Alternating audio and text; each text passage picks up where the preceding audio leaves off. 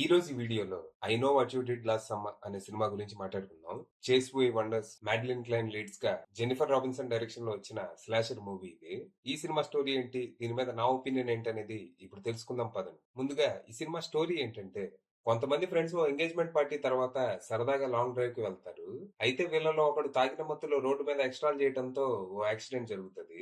ఆ యాక్సిడెంట్ లో Sam Cooper అనే వ్యక్తి చనిపోతాడు.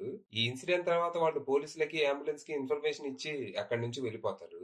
వీళ్ళలో కొంతమంది బాగా డబ్బున్న వాళ్ళు కూడా ఉండటంతో కేసులో వీళ్ళ పేరు లేకుండా మేనేజ్ చేస్తారు. ఇది జరిగిన సంవత్సరం తర్వాత వీళ్ళకు లెటర్ వస్తుంది. అందులో మీరు లాస్ట్ సమ్మర్ ఏం చేశారో నాకు తెలుసు అని రాసి ఉంటది.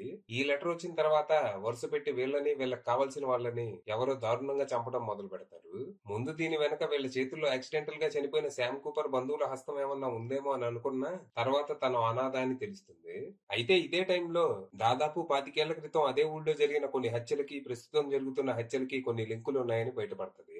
మరి ఈ పరిస్థితుల్లో వాళ్ళు ఏం చేశారు, అసలు వీళ్ళని టార్గెట్ చేసి చంపుతుంది ఎవరు, పోయిన సమ్మర్ లో వీళ్ళేం చేశారో కిల్లర్ కి ఎలా తెలిసింది, చనిపోయిన శామ్ కూపర్ కి కిల్లర్ కి ఏదైనా సంబంధం ఉందా, లేకపోతే దీని వెనక వేరే కుట్ర ఏదైనా దాగుందా?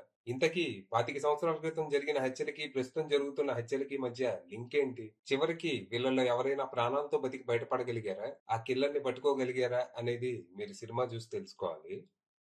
ఇక ఈ సినిమా నాకైతే అస్సలు నచ్చలేదు. సౌండ్ డిజైన్, సినిమాటోగ్రఫీ తప్ప మిగతావన్నీ టెరబుల్ గా అనిపించాయి. సిల్లీ స్క్రిప్ట్, స్టూపిడ్ క్యారెక్టర్స్, ఆ క్యారెక్టర్స్ లో యాక్టర్స్ ఓవర్ యాక్టింగ్, అబ్బో. ఫస్ట్ పార్ట్ లో ఉన్న కథనే యాజ్ టీజ్ తీసుకొని మళ్ళీ దీనికి లెగసీ సీక్వెల్ అని కటింగ్ ఇచ్చి పెంట పెంట చేశారు. ఒరిజినల్ లో ఉన్న క్యారెక్టర్స్ ఇందులో కూడా ఎందుకున్నాయంటే కేవలం నొస్టాల్జియా కోసం, అలాగే ఒక పనికిమాలిన ట్విస్ట్ కోసమే తప్ప కథకు అవసరం అయితే ఉండదు.